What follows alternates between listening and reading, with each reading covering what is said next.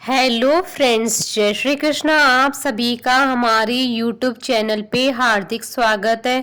आज हम आपको आमल की एकादशी व्रत कथा, पूजा विधि, शुभ मुहूर्त और महत्व के बारे में बताएंगे। हिंदू धर्म में एकादशी तिथि का विशेष महत्व होता है।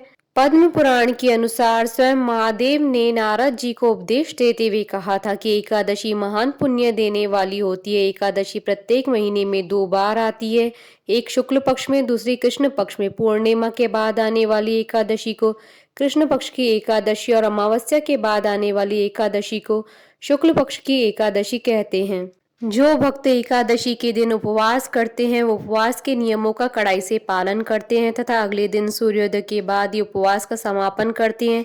एकादशी व्रत के दौरान सभी प्रकार के अनाज का सेवन वर्जित होता है। जो लोग किसी कारण एकादशी व्रत नहीं रखते हैं उन्हें एकादशी के दिन भोजन में चावल का प्रयोग नहीं करना चाहिए तथा झूठ व परनिंदा से बचना चाहिए। जो व्यक्ति एकादशी के दिन विष्णु सहस्त्र नाम का पाठ करता है उस पर भगवान विष्णु जी की विशेष कृपा होती है। फाल्गुन शुक्ल पक्ष की एकादशी को आमल की एकादशी के नाम से जाना जाता है। इस एकादशी में आंवले के पेड़ के नीचे भगवान विष्णु जी की पूजा की जाती है। मान्यता है कि इस व्रत को करने से सभी प्रकार के पाप नष्ट हो जाते हैं और मोक्ष की प्राप्ति होती है। इस दिन व्रत रखने से 1000 गोदान के फल के बराबर पुण्य की प्राप्ति होती है। आमल की एकादशी का हिंदू धर्म में विशेष महत्व होता है। आमल की यानी आंवला, शास्त्रों में आंवला को श्रेष्ठ स्थान प्राप्त है। मान्यता है कि श्री हरि विष्णु ने जब सृष्टि की रचना के लिए ब्रह्मा को जन्म दिया तो उस समय उन्होंने आंवले के वृक्ष को भी जन्म दिया। आंवले को भगवान विष्णु ने आदि वृक्ष के रूप में प्रतिष्ठित किया। इसके हर अंग में ईश्वर का स्थान माना गया है। मान्यता है कि आमल की एकादशी के दिन आंवला और श्री हरि विष्णु की पूजा करने से मोक्ष की प्राप्ति होती है। मान्यता है कि जो लोग स्वर्ग और मोक्ष की कामना रखते हैं उनको आमल की एकादशी के दिन आंवले के वृक्ष के नीचे बैठकर भगवान विष्णु की आराधना करनी चाहिए। कहते हैं कि आंवला भगवान विष्णु जी का प्रिय फल है। आंवले के वृक्ष में भगवान विष्णु जी का निवास माना जाता है। पद्म पुराण के अनुसार आमल की एकादशी का व्रत करने से सैकड़ों तीर्थ दर्शन के समान पुण्य प्राप्त होता है। समस्त यज्ञों के बराबर फल देने वाले आमल की एकादशी व्रत करने से व्यक्ति को मोक्ष की प्राप्ति होती है। जो लोग आमल की एकादशी का व्रत नहीं करते हैं वह इस दिन एकादशी के दिन भगवान विष्णु को आंवला अर्पित करें और स्वयं भी खाएं। शास्त्रों के अनुसार आमल की एकादशी के दिन आंवले के सेवन करना बहुत ही लाभकारी होता है। इस दिन आंवले का उपटन, आंवले के जल से स्नान, आंवले का पूजन, आंवले का भोजन और आंवले का दान करना चाहिए। होली से पहले आने वाली इस एकादशी को रंग भरनी एकादशी के नाम से भी जाना जाता है।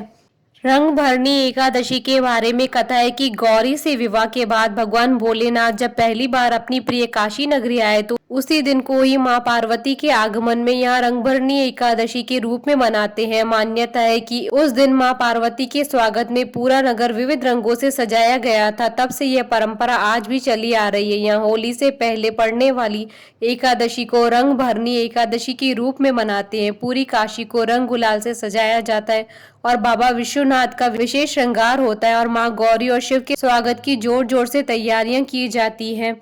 आमल की एकादशी के साथ एक और कथा जुड़ी है। उसके अनुसार राजस्थान के सीकर में खाटू श्याम के दर्शन देने की कहानी है। मान्यता है कि इसी दिन पहली बार श्याम कुंड में बाबा श्याम का मस्तक प्रकट हुआ था। तब से होली के पहले पड़ने वाली इस एकादशी के मौके पर खाटू धाम में मेले का आयोजन होता है, जहां श्रद्धालु खाटू श्याम के दर्शन करके पूजा पाठ करते हैं और उनसे अपने घर परिवार की सुख समृद्धि की प्रार्थना करते हैं। आमल की एकादशी का शुभ मुहूर्त पंचांग के अनुसार इस बार आमल की एकादशी 25 मार्च 2021 गुरुवार के दिन है।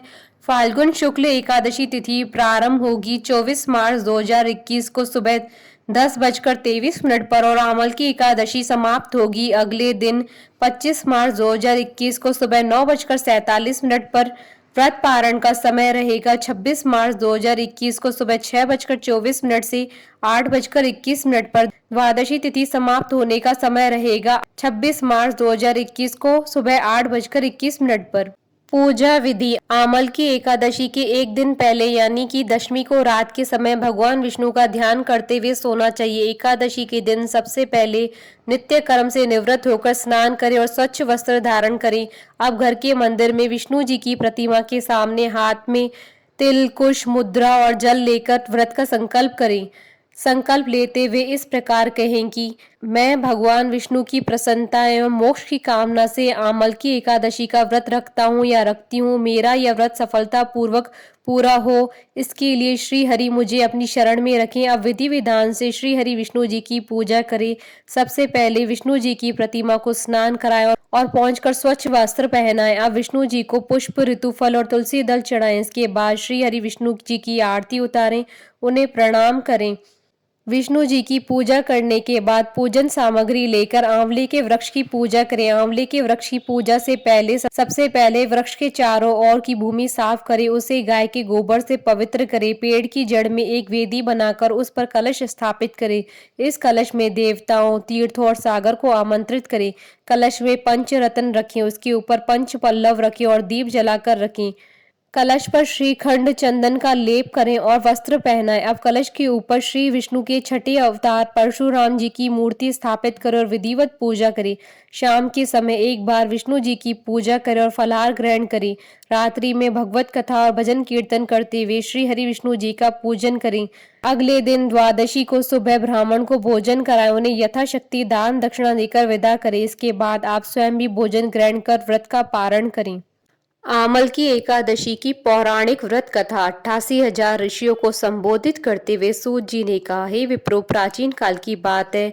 महान राजा मानधाता ने वशिष्ठ जी से पूछा, हे वशिष्ठ जी, यदि आप मुझ पर प्रसन्न हैं तो ऐसे व्रत का विधान बताने की कृपा करें जिससे मेरा कल्याण हो। महर्षि वशिष्ठ जी बोले, हे राजन, सब व्रतों से उत्तम और अंत में मोक्ष देने वाले आमल की एकादशी के व्रत का मैं वर्णन करता हूँ। यह एकादशी फाल्गुन माह के शुक्ल पक्ष में होती है। इस व्रत को करने से समस्त पाप नष्ट हो जाते हैं। इस व्रत का फल 1000 गोदान के फल के बराबर होता है। अब मैं आपसे एक पौराणिक कथा कहता हूँ, आप ध्यान पूर्वक सुनिए।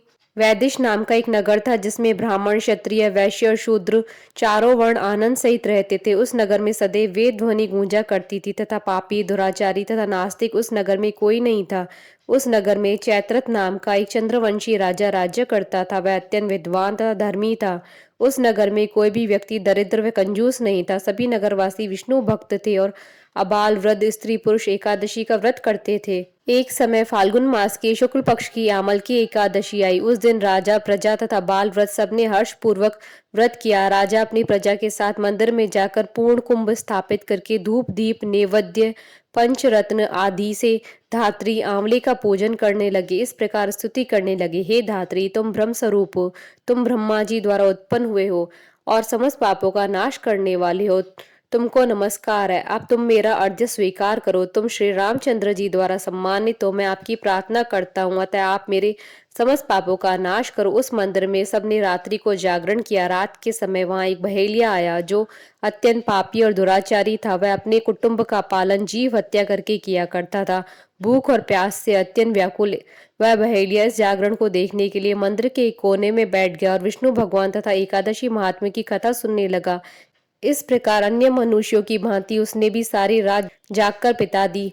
प्रातः काल होते ही सब लोग अपने घर चले गए तो बहेलिया भी अपने घर चला गया। घर जाकर उसने भोजन किया। कुछ समय बीतने के पश्चात उस बहेलिये की मृत्यु हो गई, मगर उस आमल की एकादशी के व्रत तथा जागरण से उसने राजा विदुरथ के घर जन्म लिया और उसका नाम वसुरथ रखा गया। युवा होने पर वह चतुरंगिणी सेना के सहित तथा धन धान्य से युक्त होकर 10,000 ग्रामों का पालन करने लगा। वह तेज में सूर्य के समान, कांति में चंद्रमा के समान, वीरता में भगवान विष्णु के समान, क्षमा में पृथ्वी के समान था। वह अत्यंत धार्मिक, सत्यवादी, कर्मवीर, विष्णु भक्त था। वह प्रजा का सम्मान भाव से पालन करता था। दान देना उसका नित्य कर्तव्य था। एक दिन राजा शिकार खेलने के लिए गया। देव योग से वह मार्ग भूल गया और दिशा का ज्ञान न होने के कारण उसी वन में एक वृक्ष के नीचे सो गया। थोड़ी देर बाद पहाड़ी मलेच्छ वहां पर आ गए और राजा को अकेला देखकर मारो मारो शब्द करते हुए राजा की ओर दौड़े।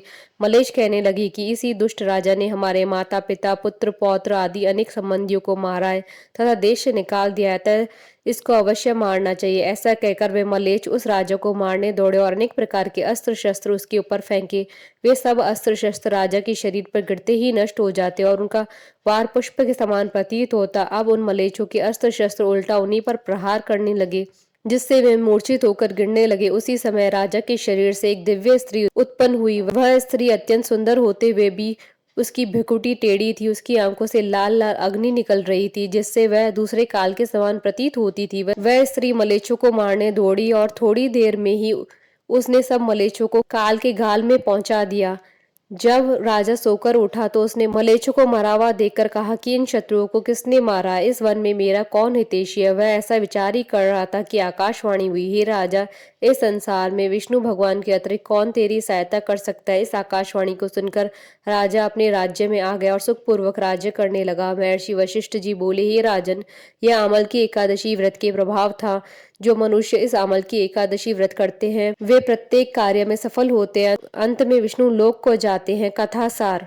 भगवान श्री हरि की शक्ति हमारे सभी कष्टों को हरती है। यह मनुष्य की नहीं अपितु देवताओं की भी रक्षा में भी पूर्णतः समर्थ है। इसी शक्ति के बल से भगवान विष्णु ने मधुकैटभ नाम के राक्षसों का संहार किया था। इसी शक्ति से उत्पन्न एकादशी बनकर मुर नामक असुर का वध करके देवताओं की कष्ट को हरकर उन्हें सुखी किया था। बोलिए भगवान विष्णु की जय, सनातन धर्म की जय। आशा करती हूँ कि आपको अमल की एकादशी व्रत कथा, पूजा विधि, महत्व और शुभ मुहूर्त का ये वीडियो पसंद आया होगा। तो आप इस वीडियो को अधिक से अधिक लाइक और शेयर कीजिएगा ताकि सभी भक्तों को इस वीडियो का लाभ प्राप्त हो सके। आप हमारे चैनल को सब्सक्राइब जरूर कीजिएगा अगर अब तक नहीं किया है तो, ताकि आप और हम कनेक्टेड रहें। साथ ही प्रेस करना ना भूलिएगा बेल आइकन को, जिससे नए वीडियो से रिलेटेड नोटिफिकेशन आपको तुरंत प्राप्त हो सके। जय श्री कृष्णा।